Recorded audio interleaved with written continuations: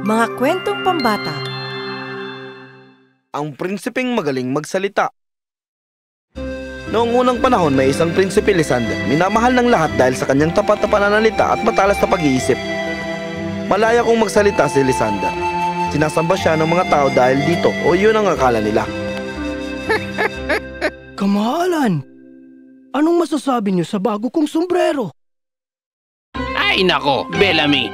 Para kang inatake ng isang kakaibang ibon.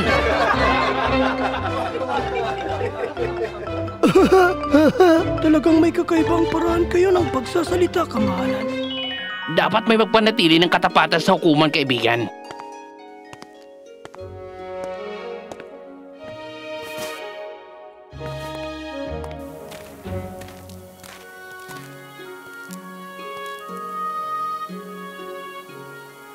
Kamahalan, natapos ko na ang disenyo ng bagong hardin na iyong ipinagutos. Edmond, parang gawa ng isang bata, hindi ba? Ang daming ikot-ikot at palamuti. Medyo magulo.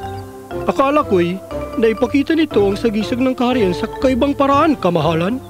Marahil, ang hardin ay dapat maging elegante. Hindi kung ano man ito. Huwag kang mag-alala. Makukuha mo rin yan kalaunan.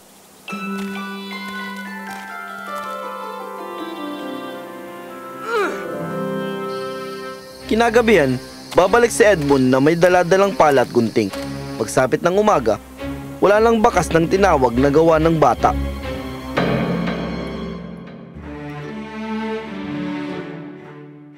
Ipagkakaloob sa atin ngayon ni Binibining Rosamond ang isang awitin!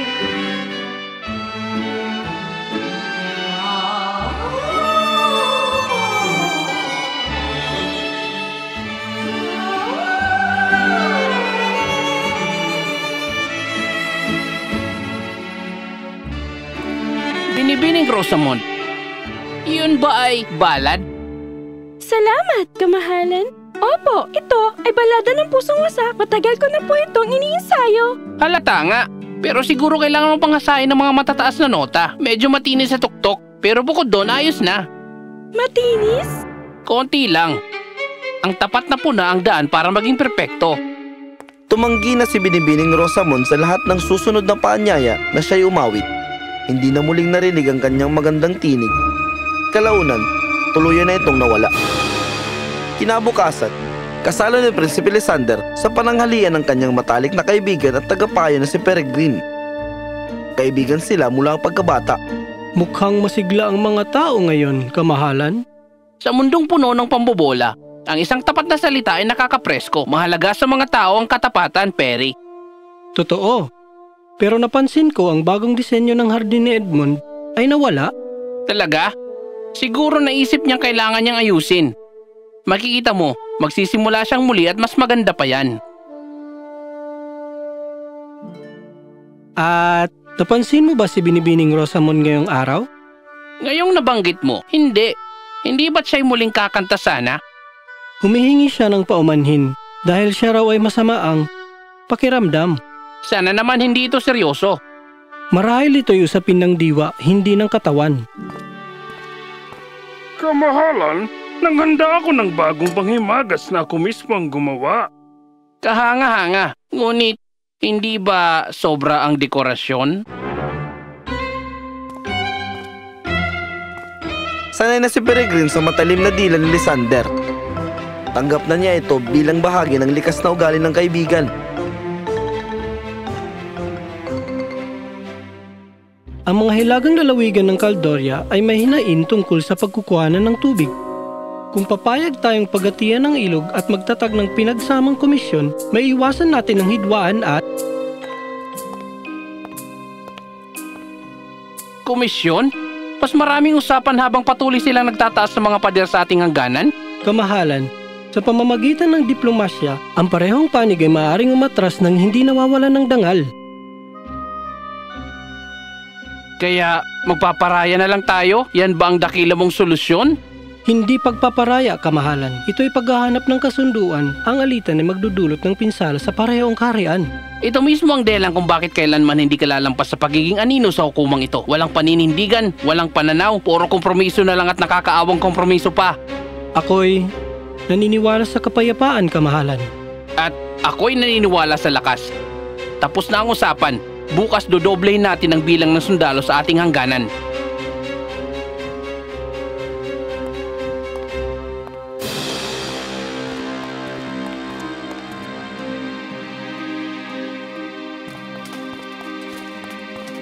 Laura, ikaw mismo ang gusto kong makausap tungkol sa pulong ng konseho kahapon. Kamahalan, nakita niyo na ba si Ginoong Peregrine ngayong umaga? Hindi. Hindi ba siya nasa pang-umagang pagpupulong? Wala sa kanyang silid. Sabi ng tagapangasiwa, wala rin ang kanyang kabayo. Wala? Anong ibig mong sabihin wala? Iniwan niya ito sa kanyang lamesa.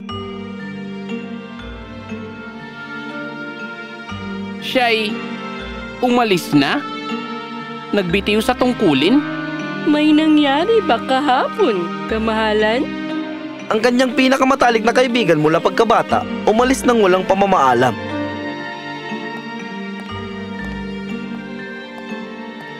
Dalawang linggo na. Kalokohan na ito. Para siyang ugaling bata. Binanggit niya sa liham na pakiramdam niya'y tapos na ang silbi niya sa hukuman. Pagkatapos ng 20 taon ng pagkakaibigan, ihanda ang kabayo ko. Ako na mismo ang hahanap sa kanya. Kamahalan, kasama ang sitwasyon ng hangganan. Kailangan nito ng personal na paglapit. Isang simpleng paghingi ng tawad at babalik din sa dati ang lahat. Napakasensitibo ng mga tao ngayon.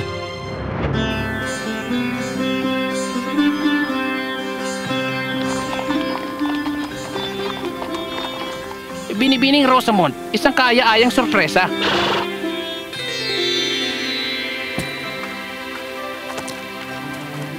Hindi ko ito inaasahan.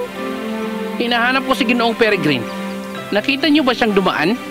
Hindi po, kamahalan. Ngayon ay nagtuturo ka na ng musika sa mga batang bayan? Pinapahalaga nila ang sining. Ngunit bakit po iniwan ang isang napakagandang posisyon? Mas pinili ko ang tagapakinig na nagmamahal sa musika, hindi dahil kung ano ang wala nito. Hindi ko maintindihan. Pinahahalagahan naman ang iyong talento sa hukuman. Talaga ba? Ang natatandaan ko ay iba ang pagkakaintindi. Yung maliliit na puna tungkol sa iyong matataas na nota, huwag mong sabihin umalis ka dahil doon. Kailangan ng isang artista ang puna upang umunlad. At ang ilan naman ay dapat ikayatin para mamukadkad. Kung inyong mamarapatin, kamahalan, naghihintay na ang aking mga estudyante. Sobrang reaksyon, malinaw. Tinutulungan ko lang naman siyang humusay.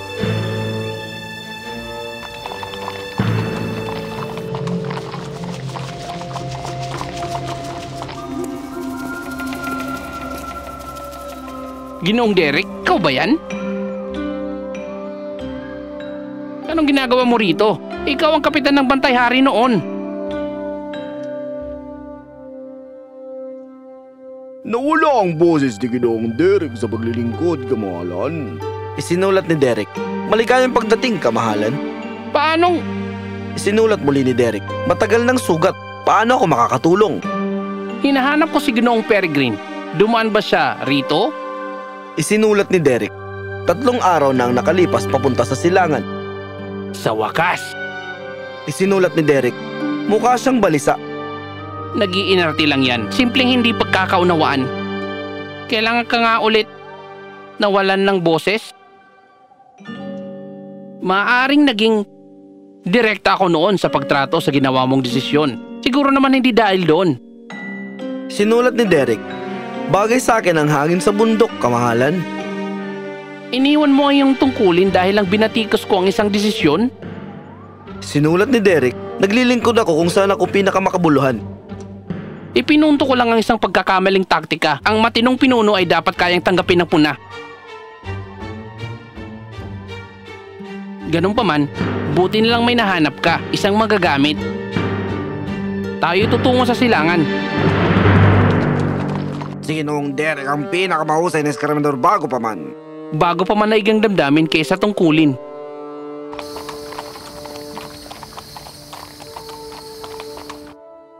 Tandaan, walang pagkakakilanlan. Dadaan lang tayo.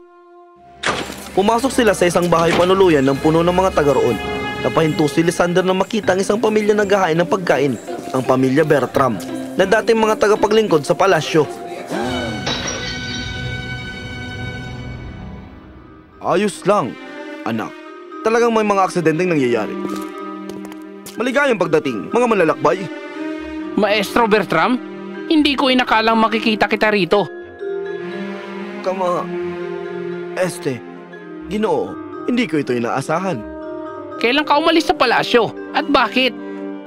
Ginoo, pagkatapos ng kapistahan noong Taglagas.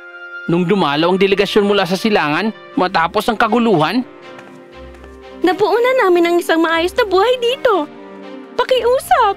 Pero itinama ko lang naman ang pagkakamali sa tuntunin. Sa harap ng buong hukuman at mga paunahing dayuhan, oo. Kailangang matama yun. Dapat mapanatili ang pamantayan. 20 taong paglilingkod, Ginoo, na walang reklamo. Bakit ganyan tumingin ang anak mo sa akin? Tinandaan ng mga bata ang mga salita, Ginoo. Lalo na kapag mula sa mga makapangyarihang tao. Hinahanap ko si Ginoong Peregrine. Dumaan ba siya rito? Oo, kahapon. Mukhang payapa na siya sa kanyang naging pasya. Salamat sa impormasyon. Maestro Bertram, nawalan ng isang mahusay na katulong ang palasyo. Wala na ba ang prinsipe na matalim ang dila? Si Ginoong Peregrine ay naging napakahalaga. Ang kanyang husay sa mga wika ay pambihira. Siya ay nasa silid ng pagsasalin. Nahanap mo rin ako. Hindi mo pinadali. Hindi naman ito talagang sinadyang gawing hamon. Lahat ng karunungan. At nagtatago ka lang rito? Hindi nagtatago, nagsasalin. Magkaiba iyon. Pumunta ako rito para isama ka pa uwi. Nasa tahanan na ako, Lysander. Perry, dahil lang sa isang biro. Hindi nakakagulat ang sinabi mo noon, Lysander. Isa lang iyong huling anyo na matagal ko nang nararamdaman mula sa iyo. Taon?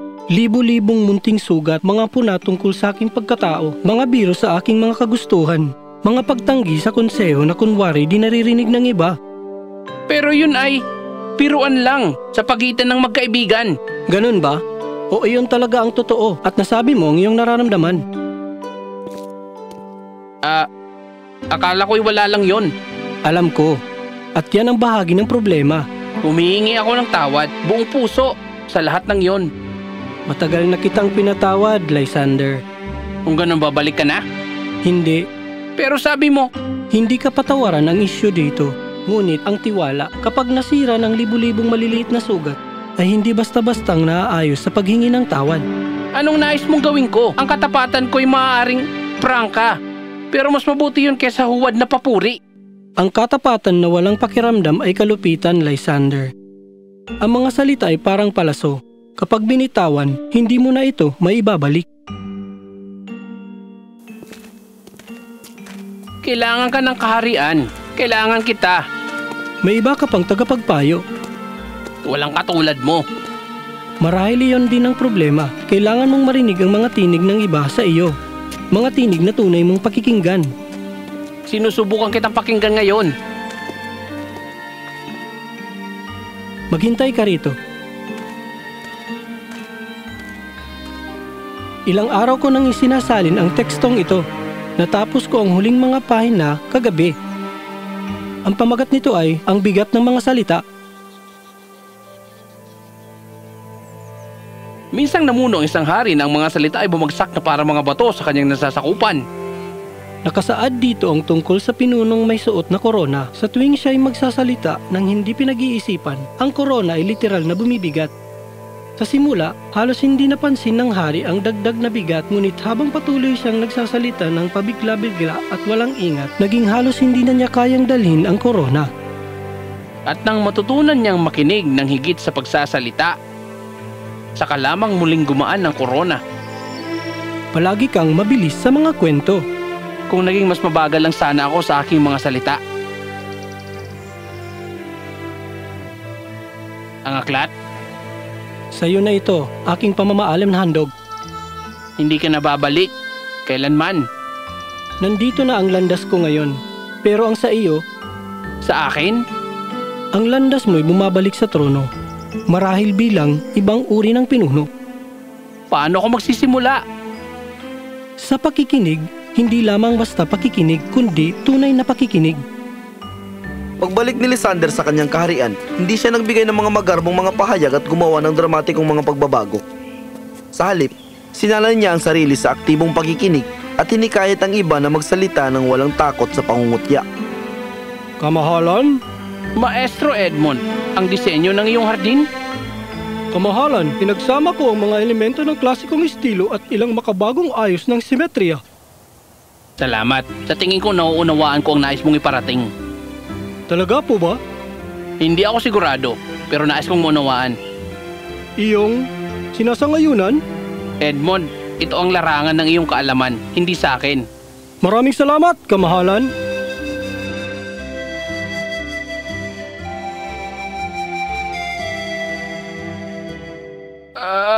Aking hari, kung maaari po sanang ipagpaliban ang pangungulekta ng buwis hanggang matapos ang anihan, ang aming nayon ay... Kalokohan! Hindi pwedeng... Patawad. Hindi iyon makatarungan. Magpatuloy ka, Cyrus. Bago ako magpasya, ikwento mo ang kalagayan ng iyong nayon.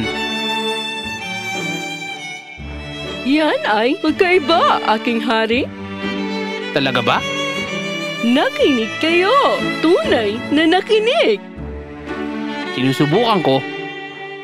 Gumagaan nga ang korona. Si Prinsipe Lysander ay nakilala sa buong kaharian hindi bilang ang prinsipeng magaling magsalita, kundi bilang ang haring marunong makinig.